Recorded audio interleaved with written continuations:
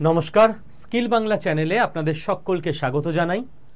ভারতবর্ষের মাটিতে একটা বিশাল বড় জঙ্গি আক্রমণের প্ল্যান করা হয়েছিল এবং যেটা ফাইনাল স্টেজে অলমোস্ট পৌঁছে গেছিল, কিন্তু আমাদের সিকিউরিটি ফোর্সেসরা সেটাকে লাস্ট মুহূর্তে ট্র্যাক ডাউন করে নিতে পারে এবং এই মুহূর্তে অন্তত এই বিপদটা থেকে আমরা বেঁচে গেছি।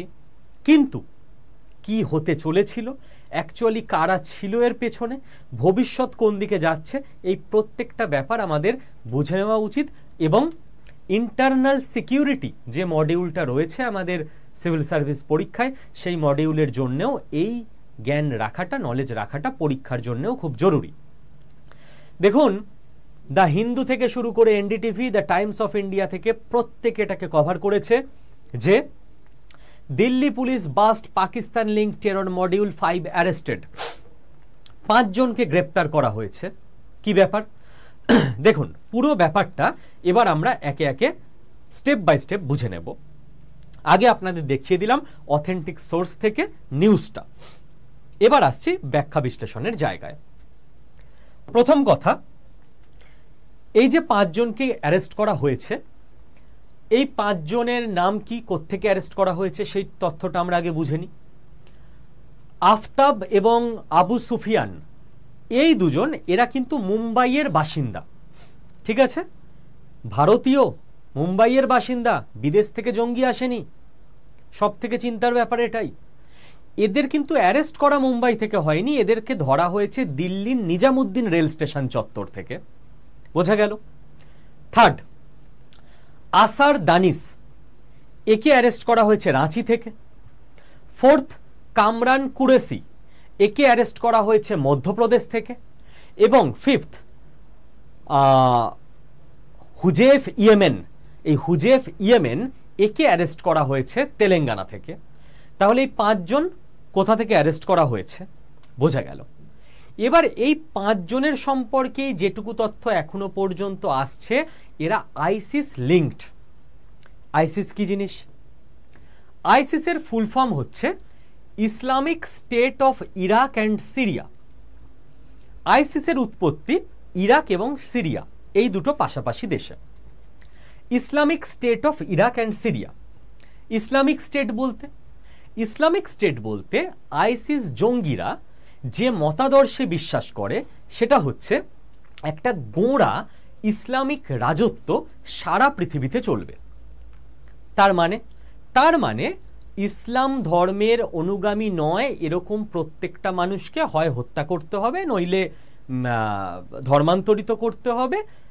মেয়েদেরকে ওরা যৌন দাসী হিসেবে ব্যবহার করে এবং যারা ইসলাম ধর্মের অনুগামী তাদেরকেও এরা ছাড়ে না। কেউ একজন সাধারণ মানুষ, নর্মাল মানুষ, ইসলাম ধর্মের অনুগামী, কিন্তু তিনি হয়তো গান করেন, গান শুনতে ভালোবাসেন, ওরা গিয়ে তারও গলা কেটে দেবে। ওরা মারাত্মক একটা রিজিড নিজেদের মতো করে বানিয়েছে আদর্শ দুনিয়া, সেইটাকে মনে করে যে আদর্শ ইসলামিক দুনিয়া, যেখানে গান শোনা ওদের মতে হারাম। কোনো একটি ইসলাম ধর্ম অনুগামী পরিবারের মেয়ে, সে হয়তো পড়াশোনা করে, ওরা গিয়ে মেয়েটিকে মেরে দেবে। ওর বাড়ির লোকজন ওকে কেন পড়াশোনা করাচ্ছে বা চাকরি করতে দিয়েছে তার অপরাধে বাড়ির লোকজনকেও মেরে দেবে। এরা হচ্ছে এই ধরনের মানুষজন, ঠিক আছে? তো আলটিমেটলি সারা পৃথিবীতে যা বোঝা গেল ওরাই বেঁচে থাকবে। এছাড়া সে ইসলামের বাইরেও কোনো রিলিজিয়ানের কোনো মানুষ হোক, যারা কোনো রিলিজিয়ান মানে না তারাই হোক, কিংবা নর্মাল ইসলাম রিলিজিয়ান ফলো করে চলেন তারাই হোক, ও সবাইকেই মেরে দেবে, বলবে তোমার এটা আমার পছন্দ না, তোমার এটা আমার পছন্দ না। আলটিমেটলি জঙ্গি গোষ্ঠী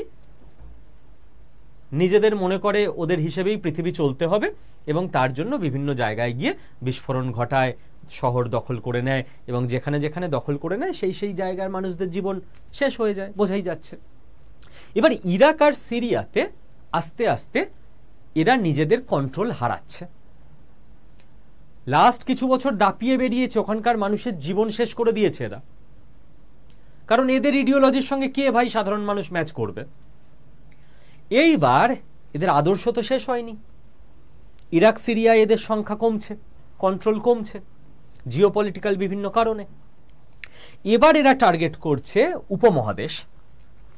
উপমহাদেশের মধ্যে এদের টার্গেট হচ্ছে, এবং অনেকটা এরা সাকসেসফুল হয়ে গেছে, আফগানিস্তান, পাকিস্তান, বাংলাদেশে, ভারতবর্ষের পাশের 3টে দেশে, যেখানে ইসলাম ধর্মাবলম্বী মানুষ বেশি। সেটা প্রবলেম নেই, সে তো পৃথিবীতে প্রচুর দেশে ইসলাম ধর্মাবলম্বী মানুষজন অনেক আছেন। প্রবলেম হচ্ছে এরা সেই সব দেশকে টার্গেট করে যেখানে শিক্ষার হারও খুব কম, অর্থাৎ ইসলাম ধর্মাবলম্বী পরিবারের যে সমস্ত সন্তানরা পড়াশোনা করেনি, সমাজে জ্ঞানের আলো পৌঁছায়নি, যাদের সহজে ব্রেন ওয়াশ করে দেওয়া যাবে যে ভাই হ্যাঁ তোমার জীবনের লক্ষ্য কি, বুকে একটা বোম বেঁধে নিয়ে গিয়ে ফেটে যাওয়া, এটা করলেই তোমার বিশাল পুণ্য হবে। এবার এটা তো পড়াশোনা জানা কোনো মানুষকে বোঝালে সে তো বুঝবে না। তো আফগানিস্তান, পাকিস্তান, বাংলাদেশ, যেখানে মানুষকে ব্রেন ওয়াশ করা তুলনামূলকভাবে সহজ। এরা কিন্তু আরবে যাবে না ব্রেন ওয়াশ করতে, আরবের রাজা পিটিয়ে ভাগিয়ে দেবে, কারণ আরব দুনিয়া গোটা পৃথিবীর সঙ্গে তাল মিলিয়ে টেকনোলজি, প্রযুক্তি, পড়াশোনায় হু করে এগোচ্ছে, তাই না? তাই কোথায় যায় এরা? আফগানিস্তানে যায়, পাকিস্তানে যায়, বাংলাদেশে যায়, গিয়ে সাধারণ ইসলামিক ফ্যামিলির ছেলেদের ভুল বোঝায়, ব্রেন ওয়াশ করে এবং এদের নিজেদের দলে রিক্রুট করতে থাকে। আফগানিস্তান তালিবানদের কন্ট্রোলে, পাকিস্তানে তো জঙ্গিরা স্পেশাল ট্রিটমেন্ট পায়, গভর্নমেন্টের বড় বড় পোস্টে থাকে। আর বাংলাদেশ আস্তে আস্তে মারাত্মকভাবে আবার র্যাডিকালাইজড হয়ে যাচ্ছে, আমরা সবাই জানি।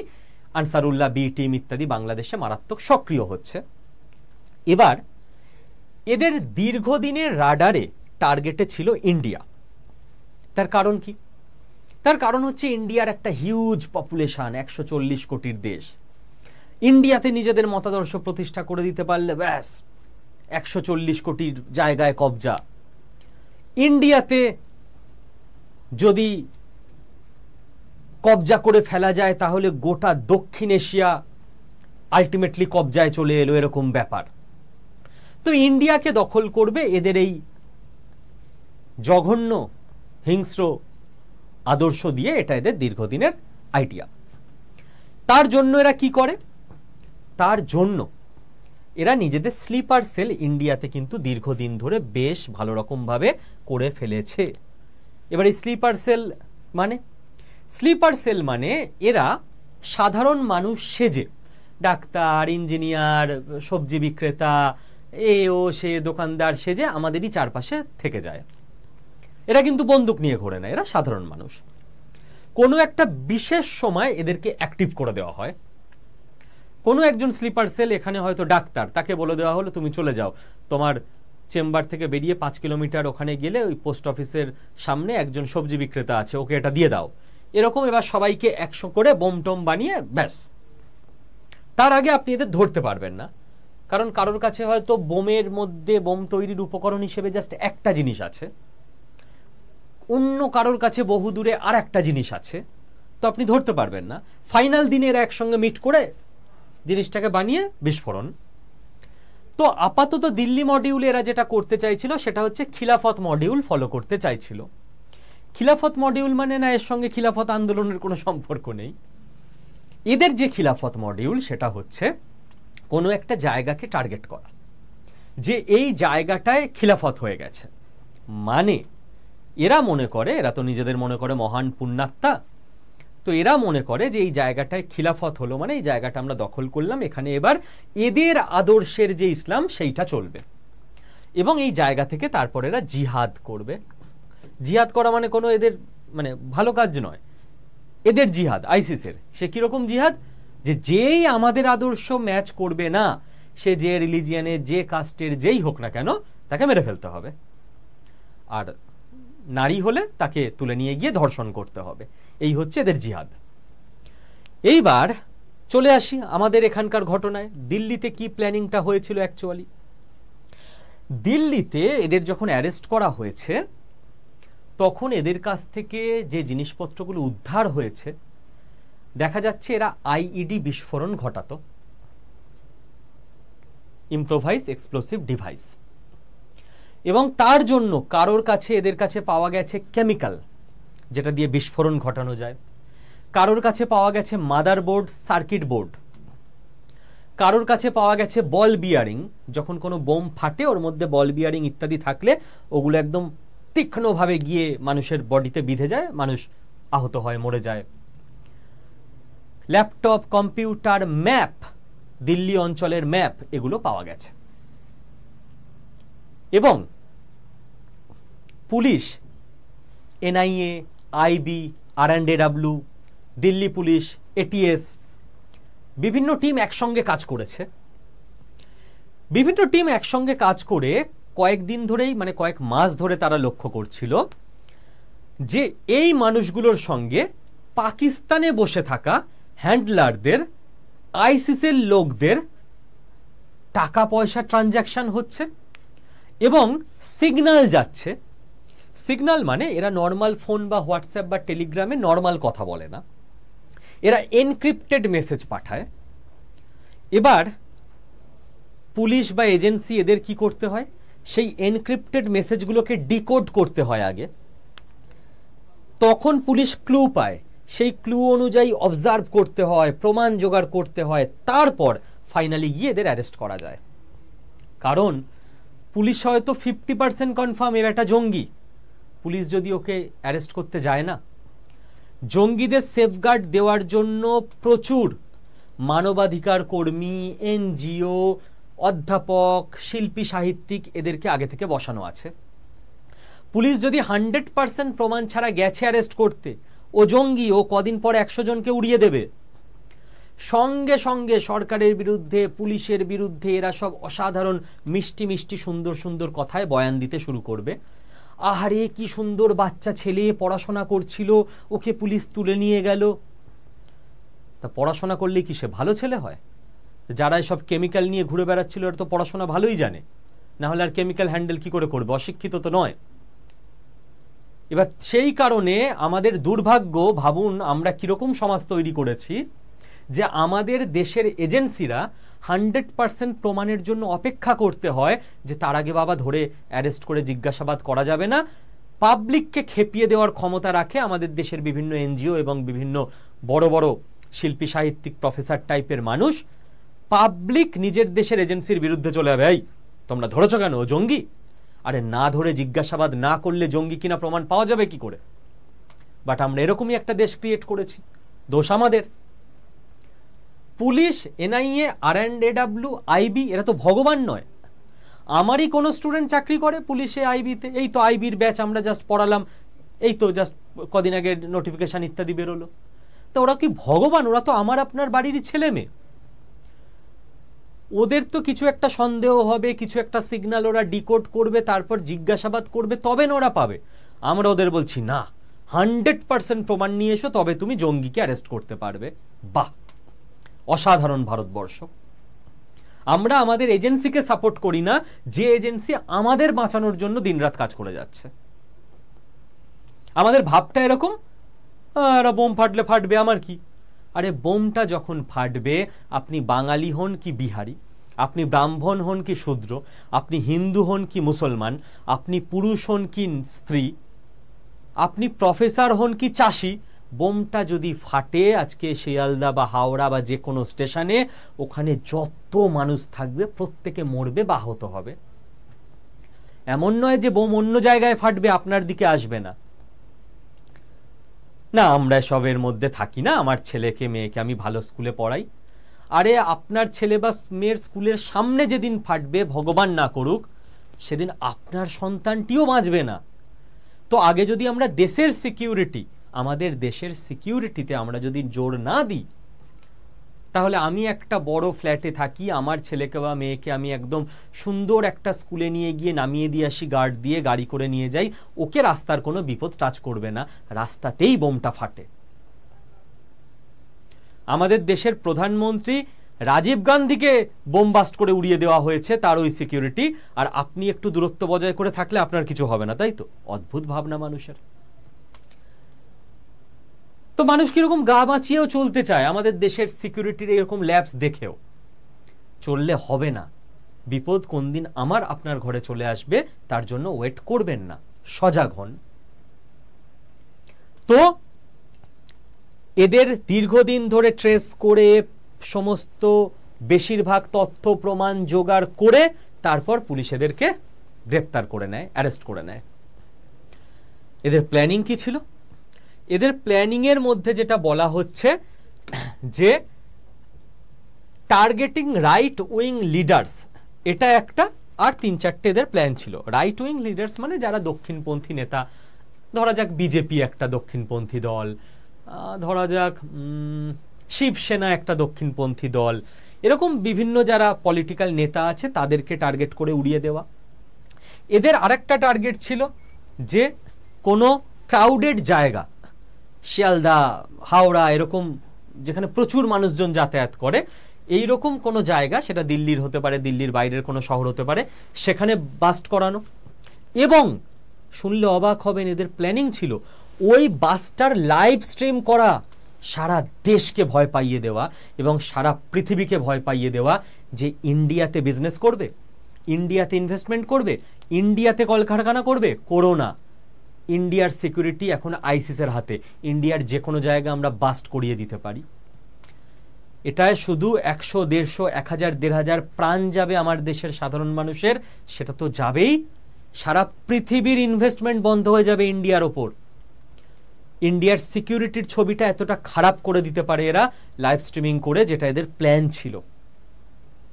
গোটা ভারতবর্ষকে টলিয়ে দেবার প্ল্যান ছিল। এবার একটা কথা আপনি ভাবুন, কেউ একজন বলেছিলেন, আমার মনে পড়ছে না অজিত দোভাল সেন না অন্য কেউ, যে জঙ্গিদের একবার জিতলেই হয়ে যায়, একবার জিতলাম, একটা পেহেলগাম করে দিলাম, ফিনিশ। আর ভারতীয় সেনাবাহিনীকে প্রত্যেকবার জিততে হয়। এই একবার জিতলো, আবার হয়তো কাল জিতবে, আবার হয়তো পরশু জিতবে। গোটা 30 বছরে যদি একবারও হেরে যায়, সেদিন একটা বিস্ফোরণ হয়ে যাবে। কত করবে আমাদের দেশের সেনাবাহিনী? আর তারাও তো মানুষ, ভগবান তো নয়। এই হচ্ছে প্ল্যানিং ছিল। ফিউচার কি আমাদের দেশের, আমাদের সমাজের? আপনি জানেন না আপনি কতক্ষণ বেঁচে থাকবেন, কারণ আপনি জানেন না কোন জায়গায় স্লিপার সেল রয়ে গেছে, পাকিস্তান থেকে কন্ট্রোল হচ্ছে, আইসিস থেকে কন্ট্রোল হচ্ছে। আপনার হয়তো শুনলে মনে হবে, কারণ আপনি অত চর্চা রাখেন না, যে ধর এই তো 5 জন জঙ্গি, 5 নয় 250। আমি যে তথ্য এই চ্যানেলে বলি তার প্রত্যেকটা 1000 বার চেক করে বলি, আপনি গুগল করে নিন। আজ পর্যন্ত কর্ণাটক, কেরল, তামিলনাড়ু, উত্তরপ্রদেশ, দিল্লি, মহারাষ্ট্র, মূলত এই সমস্ত রাজ্য থেকে 250 জন আইসিস লিঙ্কড জঙ্গিকে ভারতবর্ষ গ্রেপ্তার করেছে, ভারতবর্ষের এজেন্সি।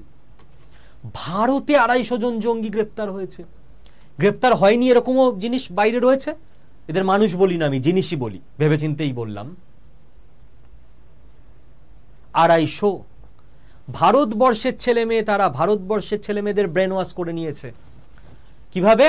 মূলত অনলাইন প্রোপাগান্ডা চালিয়ে, ডার্ক ওয়েবের মাধ্যমে, বিভিন্ন ওয়েবসাইটের মাধ্যমে, টেলিগ্রাম, হোয়াটসঅ্যাপ গ্রুপের মাধ্যমে এদেরকে র্যাডিকালাইজড করা হয়েছে। এবং এত কিছু হয়ে গেছে আমরা টের পাইনি। কখনো আমাদের এজেন্সি টের পেয়েছে, কখনো আমাদের এজেন্সি সরকারকে বলেছে যেখানে এটা হচ্ছে আমাদের অ্যাকশন নেওয়া উচিত, সরকার বলেছে ভাই প্লিজ নিও না। এক্ষুনি এনজিওরা, বিদ্যুৎজনরা সাধারণ মানুষকে এমন বুঝিয়ে খেপিয়ে দেবে, সরকারই পড়ে যাবে। This is our country. এবারে সমাধান কি? দেখুন, আমি 4টে সমাধান আজকে আপনাদের বলবো, আর আপনাদের প্রত্যেককে, যারা আপনারা স্কিল বাংলা চ্যানেলের দর্শক, সজাগ ভারতবাসী, আপনাদের প্রত্যেককে নিজে থেকে আরো 1টা 2টো 3টে 4টে সমাধান বলতে হবে কমেন্ট সেকশনে। এটা আমার একার প্রবলেম না, এটা আমাদের সবার প্রবলেম, আর এই প্রবলেম থেকে আমাদের বাঁচতে হবে। আমার মনে হয় যে আমরা যে সংস্কৃতি, আমাদের দেশের সংস্কৃতি, যে যত মত তত পথ, এটাকে যেভাবে হোক সবাই, সমস্ত ধর্ম, বর্ণ, কাস্ট, সোসাইটি, কমিউনিটি, সবার মধ্যে প্রচার করা দরকার। কেন? যদি আপনি মানুষকে অপশান দিতে পারেন যে তোমার যা বিশ্বাস, তুমি তোমার বিশ্বাস নিয়ে এগোও, সকলের আলাদা বিশ্বাস থাকতে পারে, সেটাই আলটিমেট গণতন্ত্র, এবং সেভাবেই একটা দেশ এগোতে পারে। এবং এই সভ্যতা, এই সংস্কৃতি, আমরা ভাগ্যবান, গোটা পৃথিবীতে হয়তোবা কেবল ভারতেরই ছিল। ভারত থেকেই আরো বিভিন্ন দেশে ছড়িয়ে পড়েছে, আস্তে আস্তে ছড়াচ্ছেও।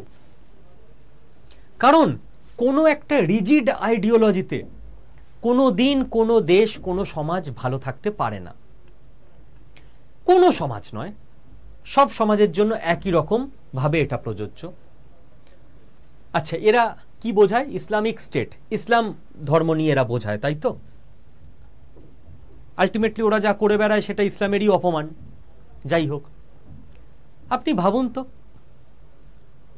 ওদের যা চিন্তা ভাবনা যে সারা পৃথিবীর লোকজন যদি ইসলাম ধর্ম ফলো করে তাহলে আর কোনো সমস্যা থাকবে না, তাই কি? চলুন, সব রিলিজিয়ান আমি ধরে নিলাম এক সেকেন্ডের জন্য নেই, একটাই রিলিজিয়ান আছে, ইসলাম। এরা শান্ত হবে না, এই জঙ্গিরা। তখন নতুন মারামারি শুরু হবে, কারণ ইসলামের মধ্যেও অনেক ব্রাঞ্চ আছে না, যেমন শিয়া সুন্নি আছে। কই ইরান আর পাকিস্তান বন্ধু নয় কেন? একের পর এক ইসলামিক দেশগুলো নিজেদের মধ্যে লড়াই করে কেন? শিয়া সুন্নি নিয়ে। চলুন, তখন আবার কোনো একজন নেতা এলো, সে হচ্ছে শিয়া জঙ্গি বা সুন্নি জঙ্গি, কথার কথা। সে বলল সারা পৃথিবী ইসলামের মধ্যে এই সেগমেন্টটাকে মেনে নাও, তাহলে আর অশান্তি থাকবে না। মেনে নেওয়া হলো। পাকিস্তান একটা ইসলামিক কান্ট্রি। পাকিস্তানে আফগানিস্তান সীমান্তে পাস্তুনদের সঙ্গে লড়াই হচ্ছে কেন, মারামারি হচ্ছে কেন? কারণ ওরা বলছে আমাদের এথনিসিটি হচ্ছে পাস্তুন, আর এরা বলছে আমাদের এথনিসিটি হচ্ছে পাকিস্তানি, পাঞ্জাবি, সিন্ধি। এথনিসিটি আলাদা না? ধরুন একজন ভারতীয় মুসলিম তিনি বাঙালি, আর একজন ভারতীয় মুসলিম তিনি বিহারি, একজন ভারতীয় হিন্দু বাঙালি, একজন ভারতীয় হিন্দু তামিল। দুজনের এথনিসিটি আলাদা না, তামিল বা বিহারি বা বাঙালি। তখন আবার কেউ একজন নতুন জঙ্গি তৈরি হবে, বলবে ইসলামের মধ্যে সুন্নির মধ্যে এই এথনিসিটি সবাইকে মেনে নিতে হবে, তাহলে আর গন্ডগোল নেই। তখন আসবে নতুন ব্যবস্থা। আচ্ছা, সারা পৃথিবীর বিভিন্ন দেশে সবাই ইসলাম, সবাই সুন্নি, সবাই এই এথনিসিটি। আচ্ছা, সবার ভাষা আলাদা কেন? কোন ভাষা ডমিনেট করবে? তখন তৈরি হবে কোনো একটা ভাষার থেকে নতুন জঙ্গি গোষ্ঠী, সব দেশকে এবার এই ভাষাতেই বলতে হবে। তো একমাত্র এটাই ঠিক, আর বাকি অন্য যেই আসবে সে ভুল। এই থিওরি নিয়ে পৃথিবীর যে কোনো রিলিজিয়ান, যে কোনো সভ্যতা যদি এগোতে চায়, সে সারা পৃথিবীতে কেবল ধ্বংসই ডেকে আনবে, আর কিছু ডেকে আনতে পারে না। একমাত্র সলিউশন হচ্ছে ভারতীয় সংস্কৃতি, যত মত তত পথ, যে যার ইচ্ছে মতো রিলিজিয়ান ফলো করো, ধর্ম ফলো করো, না ফলো করো, জাস্ট সবাই ভালো মানুষ হয়ে নিজের মতো করে সমাজে বেঁচে থাকো। তোমার যেটা ফলো করার ইচ্ছে ফলো করো, পাশের জন যেটা ফলো করতে চায় তাকে সেটা ফলো করতে দাও। This is the only solution. কারণ আপনি কোনো একটাই যদি মনে করেন আপনারটা ঠিক, বিলিভ মি, আর একজন পৃথিবীতে কেউ না কেউ আছে যে মনে করবে তারটা ঠিক আপনারটা ভুল, এবং কোনোদিন সলিউশনে পৌঁছানো যাবে না। তাই ভারতীয় সংস্কৃতির মহিমা দেখুন। মহাভারতের সময় মনে করুন, কোনো একজন ক্যারেক্টার তিনি হয়তো সূর্যের পুজো করেন, আবার তার বাড়িতে তার ভাই বা তার বাবা তিনি হয়তো মহাদেবের ভক্ত, তার বাড়িতে আর একজন তিনি হয়তো হিমালয়ের তপস্যা করেন, তার বাড়িতে আর একজন তিনি হয়তো সমুদ্রের উপাসনা করেন। প্রত্যেকে নিজের মনের মতো যাকে ইচ্ছে তাকে আরাধনা করতে পারে, উপাসনা করতে পারে, একই ফ্যামিলিতে। আলটিমেট গণতন্ত্র। ওয়েস্ট যখন গণতন্ত্র ভাবতেই পারেনি, পশ্চিমী সভ্যতা, তার আগে থেকে ভারতবর্ষে এই লেভেলে গণতন্ত্র আছে। এর থেকে বেশি গণতন্ত্র আর কি হতে পারে? রাইট? এবং সেটা নিয়ে কারোর কোনো সমস্যা নেই, সবাই সুন্দর একসঙ্গে চলছে। সেকেন্ড, আমাদের দেশের বিভিন্ন এজেন্সিকে স্ট্রিক্ট অ্যাকশন নিতে হবে। আমি জানি দেশের মধ্যে প্রচুর বিদ্বজ্জন, বুদ্ধিজীবী, এনজিও এসব থাকবে যারা মানুষকে ভুল বোঝাতে চেষ্টা করবে। আহারে, বাচ্চা ছেলেটা কেমিক্যাল নিয়ে কি সুন্দর পড়াশোনা করছিল, ওকে এসে নাইয়ে ধরে নিয়ে গেছে, পড়াশোনা করছিল। আপনার বাড়িতে যেদিন বাসটা করাবে সেদিন বুঝতেন ও কেমিক্যাল নিয়ে কি পড়াশোনা করছিল। তো আমাদের সমস্ত সাধারণ মানুষকে ধর্ম, বর্ণ, জাত, ভাষা সব ভুলে, কারণ বোমটা ফাটলে সবাই মরব, অমুক ধর্মের লোক মরবে, অমুক ভাষার লোক মরবে, এমন না, পাশে যারা থাকবে সবাই মরবে। সব ভুলে আমাদের দেশের এজেন্সির পাশে দাঁড়াতে হবে, যে সেনাবাহিনী যেটা করবে ফুল সাপোর্ট আছে, কারণ সেনাবাহিনী রাজনীতি করে না, তারা দেশকে ভালোবেসে কাজ করে। আর সেনাবাহিনীর হাত যদি আমরা এরকম করে বেঁধে দিই যে সেনাবাহিনী কিছু করলে আমরা তার এগেনস্টে বিভিন্ন সমাজে ঝামেলা টামেলা পাকাবো, তাহলে আমাদের বাঁচাবে কে? 3, সরকারের উচিত যাদের ব্রেন ওয়াশ হয়ে গেছে অল্প বা বেশি, তাদের জন্য ডেডিকেটেড কাউন্সেলিং ডিপার্টমেন্ট স্থাপন করা। কেন বলছি? আফগানিস্তানের কথা বললাম না, আফগানিস্তানে যখন তালিবান শাসন এসছে, আমি অবাক, প্রচুর ফেসবুকের কমেন্টে দেখেছি অনেকে বলছে ঠিক এটাই দরকার, তালিবানি শাসনই দরকার, ভারতেও দরকার, আমাদের এখানেও দরকার। আমি প্রথমে ভেবেছিলাম বাংলাদেশের লোকজন হয়তো এরা। প্রোফাইলে গেলাম, দেখছি কেউ পশ্চিমবঙ্গের বারাসাতে থাকে, তো কেউ মালদায় থাকে, কেউ শিলিগুড়িতে থাকে, কেউ কলকাতায় থাকে, কেউ নদিয়ায় থাকে, কেউ বাঁকুড়া বীরভূমে থাকে। একের পর এক প্রোফাইল চেক করলাম। প্রথমে মনে হচ্ছিল যে এরা হয়তো ফেক বাংলাদেশি ভারতীয় প্রোফাইল তৈরি করে রেখেছে। তারপরে কতজন প্রোফাইল তৈরি করবে ফেক? তার মানে ভারতের মধ্যেও অনেকের মনের মধ্যে রয়েছে যে এই রকম নোংরা জঘন্য আদর্শ, যারা বলে সবাইকে মেরে দাও, যেই আমার কথা অনুযায়ী চলবে না এবং আমার আদর্শের সঙ্গে অপোজিট কিছু বলবে, তাদের মনে মনে সাপোর্ট করে। এরাই তো 10 বছর ধরে ট্রেনিং পেলে, ব্রেন ওয়াশ হলে এই তো স্লিপার সেল হয়ে যাবে। সোশ্যাল মিডিয়ায় কমেন্ট পরিষ্কার দেখা যাচ্ছে কে কি করছে। সরকার কেন এদেরকে ধরে নিয়ে গিয়ে, আমি বলছি এরা সাধারণ মানুষ, এরা সবাই জঙ্গি না, ধরে নিয়ে গিয়ে মানে টেনে হিচড়ে নিয়ে যেতে বলছি না, এদেরকে 1 মাস স্পেশাল কাউন্সেলিং ডিপার্টমেন্টে রেখে যারা ঠিকঠাক সাইকোলজিস্ট, সাইক্রিয়াটিস্ট আছেন, বড় বড় প্রফেসর আছেন, বিভিন্ন ধর্মের ধর্মগুরু আছেন, তাদের সবাইকে ডেকে এনে কেন এদেরকে বুঝিয়ে ঠিকমতো মানুষ তৈরি করা হবে না? 1 মাস পর ছেড়ে দেওয়া হবে, তারপর এদের ট্রেস করা হবে 5 বছর, যে এরা কি করছে, কি লিখছে, কার সঙ্গে কি কথা বলছে। যারা নর্মাল মানুষ হয়ে গেছে, নর্মাল লাইফ লিড করছে, ঠিক আছে, যারা একই থেকে গেছে তাদের ধরে এনে বা জেলে ভরো। সমাজের চারদিকে ছড়িয়ে আছে এরা। এদেরকে এখন থেকে ট্র্যাক অ্যান্ড ট্রেস না করলে এরা 10 বছর পর বিশাল বিপদ নিয়ে চলে আসবে ভারতবর্ষে, কারণ এদের ব্রেন ওয়াশ হয়ে গেছে খানিকটা। আমি যদি আজকে বলি যে না না না না, সেই সময়টাই ভারতবর্ষে ভালো ছিল যখন মনুস্মৃতি চলতো, যখন মেয়েদের পুড়িয়ে দেওয়া হতো, সতীদাহ প্রথা ছিল, যখন বাল্যবিবাহ দেওয়া হতো, বিধবা বিবাহ একদম বন্ধ ছিল, যখন খালি ব্রাহ্মণরা পড়ার অধিকার পেত, বাকিদের অধিকার ছিল না, ওটাই ঠিক ছিল। সরকারের উচিত ইমিডিয়েট আমাকে নিয়ে গিয়ে 1 মাস কাউন্সেলিং করানো, যদি ঠিক হইতো রাস্তায় ছাড়া, না হলে পাগলাগারদে ভরে দেওয়া। না, আমি তো দেশের জন্য ক্ষতিকর, তাই না? আর 4 নাম্বার যেটা আমি সব সময় চাইবো, বলে যাব, জানি না আমার ভয়েস কোনোদিন পৌঁছাবে কিনা সেই লেভেলে ওপরের কারোর কাছে, ভারতবর্ষে প্রত্যেকটা স্কুল আর্মি অ্যাটাচমেন্ট রাখা উচিত। স্কুল লেভেলে বাচ্চা ছেলে মেয়েদের ব্রেন তৈরি হয়, থট প্রসেস তৈরি হয়। আর্মি স্কুল বলছি না যে আর্মিরাই সব স্কুল চালাবে, আর্মিদের অনেক কাজ, ভারতের আর্মিদের, বাট প্রত্যেক স্কুলে যারা আর্মি থেকে রিটায়ার করে যাচ্ছেন গ্রাউন্ড ওয়ার্ক থেকে, তাদের যদি এক একটা করে স্কুলে পোস্টিং দিয়ে দেওয়া যায়, চাকরি দিয়ে দেওয়া যায়, যে ওনার কাজ কি থাকবে, উনি স্কুলের বাচ্চাদের, প্রত্যেক কলেজে কোনো কর্নেল, কোনো ক্যাপ্টেন, কোনো ব্রিগেডিয়ার যদি পোস্টিং দেওয়া যায়, এবং ওনারা যে লেভেলের মানুষ, ভারতবর্ষের আর্মিতে যারা চাকরি করেছেন, ওনাদের রিকোয়েস্ট করলে ওনারা করেই নেবেন। এবং শুধুই বা কেন রিকোয়েস্ট করা হবে, ওনাদের যোগ্য সম্মান এবং পারিশ্রমিক দিয়ে চাকরি অফার করা উচিত। যে এই কলেজ এবং এই স্কুল, এদের পুরো ট্রেনিংয়ের দায়িত্ব আপনার। এদের খেলাধুলো, শরীরচর্চা, এদের চিন্তা ভাবনা, দেশের প্রতি ভালোবাসা, র্যাডিকালাইজ না হয়ে যাওয়া, আর্মিদের থেকে বেটার কেউ করতে পারবে না। আর্মিদের সিস্টেম জানেন? আর্মিদের ট্রেনিং কমপ্লিট হওয়ার পর এইভাবে হাত রাখতে হয়, হাতের নিচ দিয়ে হিন্দু, মুসলিম, খ্রিস্টান এবং পার্সি বোধহয় পণ্ডিত, মৌলবী, ফাদার, তারা নিজের নিজের ধর্মের ধর্মগ্রন্থ এরম করে নিয়ে চলে যায়, আর সবাই একসঙ্গে এইভাবে ওথ নেয়। মানে হতে পারেন আপনি একজন হিন্দু, আপনার হাতের নিচ দিয়ে গীতা যাবে, কোরআন যাবে, বাইবেল যাবে, জেন্দাবেস্তা যাবে।